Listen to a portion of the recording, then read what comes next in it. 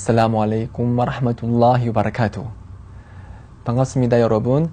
이번 강의를 통해서는 제7장 경제활동에 대해서 알아보도록 하겠습니다.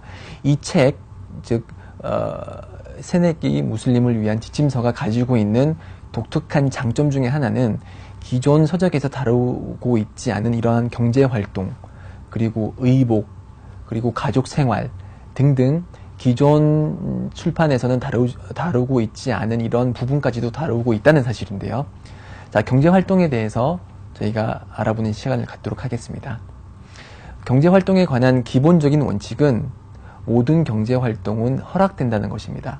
즉, 이제 사고, 팔고 이러한 경제활동은 기본적으로 허락이 되지만 이슬람에서 금지하고 있는 이제 독특한 여러 그 경제 활동들이 있습니다. 그런 경제 활동에 대해서 지금부터 알아보도록 할 텐데요. 페이지 173페이지 리바라고 있습니다. 리바는 아랍어로 그 언어적 뜻은 증가분이란 뜻입니다. 그래서 원금 이외의 증가분을 리바라고 하고요. 그런 리바는 한국어로 이제 이자라고 번역이 될 수가 있습니다. 그래서 보통 리바를 보통 번역을 할 때 고리대금 이렇게 번역을 하는데 그런 번역은 정확한 번역은 아닙니다. 왜냐하면 고리라는 게 뭐예요? 높은 이자율의 그런 그 대금을 그러니까 높은 이자율을 가진 이자를 말하는데 여기서 말하는 리바는 그 연체율, 그런 이자율이 1%든지 2%든지 3%든지 100%든지 그런 퍼센트지가 중요한 게 아니고 그렇기 때문에 저리대금이든 고리대금이든 리바는 리바다. 그래서 리바는 이자라고 번역을 해야 되고요. 이자라고 이해를 하시면 되겠습니다. 그래서 이 이자라는 것은 예를 들어서 제가 철수에게 100만 원을 빌려줬어요. 그렇죠? 100만 원을 빌려주면서 1년 후에 110만 원으로 갚어. 이렇게 했을 때 이 증가된 10만 원이 있죠. 이 증가된 10만 원은 이자인 거죠. 그렇기 때문에 저희는 이러한 거래를 해서는 안 됩니다. 무슬림은 리바를 항상 피해야 됩니다. 또 다른 형태로는 예를 들어서 철수에게 100만 원을 빌려주면서 한 달 후에 갚으면은 곱하기 10%에서 나에게 돌려주고 6개월 후에 갚으면은 곱하기 20%에서 나한테 돌려줘. 이런 식으로 연체이자나 대출이자를 받거나 아니면 주거나 받는 행위들이 이슬람에서는 허락이 되지 않습니다. 그래서 이 이자, 리바라는 개념, 원금에 대한 증가분이라는 개념은 명칭이 달라진다고 해서 그 규정이 바뀌는 것은 아닙니다. 예를 들어서 이제 신용카드 있죠. 신용카드에 보면은 이제 그 약관에 보면은 연체수수료라고 있습니다. 연체수수료. 이름은 연체수수료지만은 그 실상은 리바입니다. 즉 신용카드를 통해서 내가 얼마간의 돈을 빌렸는데 정해진 날짜에 갚지 못하면은 그 연체에 대한 수수료로 얼마간을 떼가겠다. 라고 하는 거는 그 실상은 뭐냐면은 내가 은행을 통해서 얼마를 빌렸는데 이날까지 갚지 않으면은 내가 돈을 더 증가해서 주겠다. 라는 것이죠. 이 증가분은 리바이기 때문에 이슬람에서는 그런 그 신용카드를 가지고 경제행위를 하는 것이 허락이 되지 않습니다. 물론 우리 이제 그 일반 소비자로서 신용카드를 사용하지 못하면은 여러 불편한 점이 있지만 지금 현재 이제 그 체크카드가 있기 때문에 체크카드는 이런 그 대출 서비스가 없기 때문에 정해진 그 금액만을 그 잔고에서 그러니까 잔고에 있는 돈만을 빼서 사용하기 때문에 이런 체크카드를 사용하는 것이 이슬람적이고 신용카드를 사용하는 것은 허락이 되지 않습니다. 그리고 이제 또 주의해야 될 부분들의 하나가 은행에서 나오는 이자 있죠. 그렇죠? 저희들이 은행에 은행에서 이제 돈을 맡기면은 그 돈에 관해서 뭐 매달 몇 %씩 이제 이자가 나오는데 그런 이자는 무슬림들은 받아서는 안 돼요. 그게 기본 원칙입니다.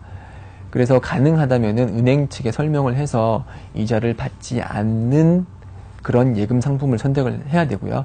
그게 힘들 경우는 은행에서 주는 그런 이자는 따로 계산을 해서 저희가 인출을 할 때 돈을 받지 않아야 되죠. 그렇게 함으로써 저희는 이자를 피해야 됩니다.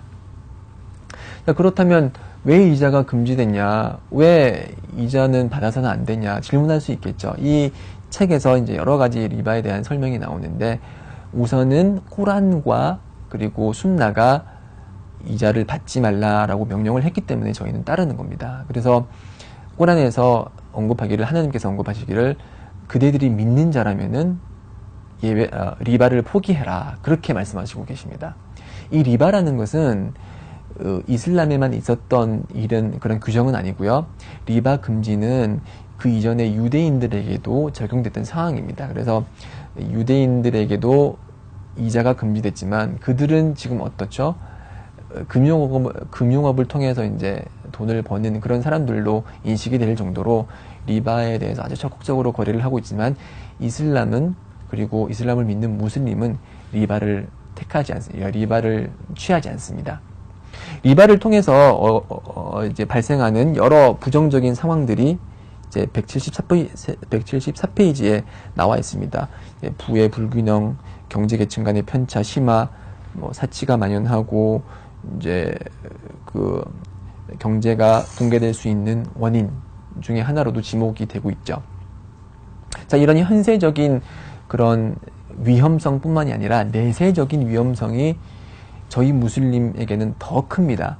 그래서 리바를 주는 사람이나 받는 사람이나 기록하는 사람이나 증언하는 사람 모두 똑같다고 했습니다. 그래서 저희들은 최대한 리바를 피하려고 해야 됩니다. 그래서 리바를 취하는 자에 대해서 꾸란에서 말씀하시기를 나는 즉 하나님은 리바에 대한 축복을 소멸했다 그렇게 말하고 있거든요. 그래서 저희들이 그런 이자 노름을 통해서 금융업을 통해서 아무리 많은 돈을 번다고 해도 그 돈에는 축복이 없고 오히려 심판의 날 심판의 대상이 되는 그런 경우가 있기 때문에 저희들은 리바를 취해서는 안 되고요.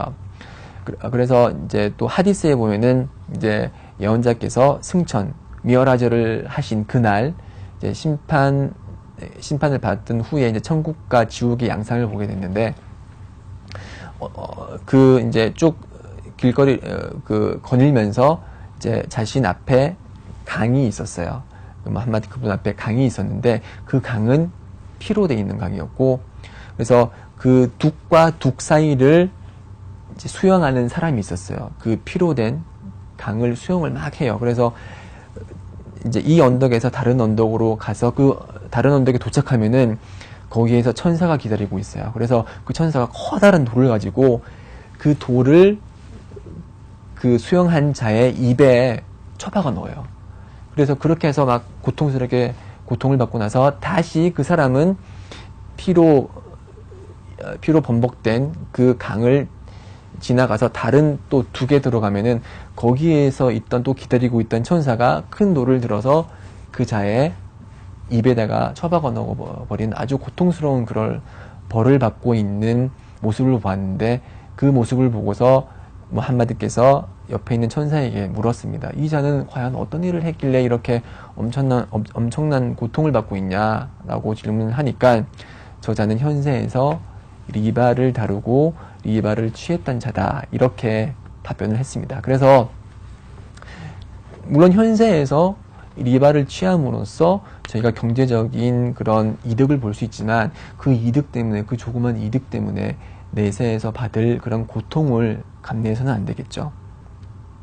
물론 지금 현세대에서는 금융업이 발달을 했고 금융 서비스가 여기저기 도처에 널려 있기 때문에 리바를 완벽하게 피하는 것이 쉽지가 않다는 걸 잘 알고 있습니다. 그럼에도 불구하고 저희들은 리바를 항상 피하려고 최선의 노력을 다해야 되고요. 능력 밖의 일에 대해서는 하나님께서 말씀하시기를 라 유칼리풀라후 나프산 일라 우사하 즉 그분께서는 영혼이 가지고 있는 능력 이외의 것을 짐지우시지 않는다고 말씀하셨고, fattaqullaha mastata'tum, 그대들 능력껏 하나님을 두려워하라라고 말씀하셨듯이, 저희들은 이런 리바가 가지고 있는 막중함, 그런 위험성을 잘 알고 최대한 리바가 포함된 거래나 계약은 피해야 되겠습니다. 네, 여기까지가 리바에 관해서 제가 설명드릴 수 있는 부분이고요. 자, 다음 부분에는 이제 경제적 활동을 할 때 발생하는 불확실성과 무지라는 그런 속성에 대해서 알아보도록 하겠습니다. 계속 청취해 주시기 바랍니다. 살라무 알레이쿰 와 라흐마툴라히 와 바라카투.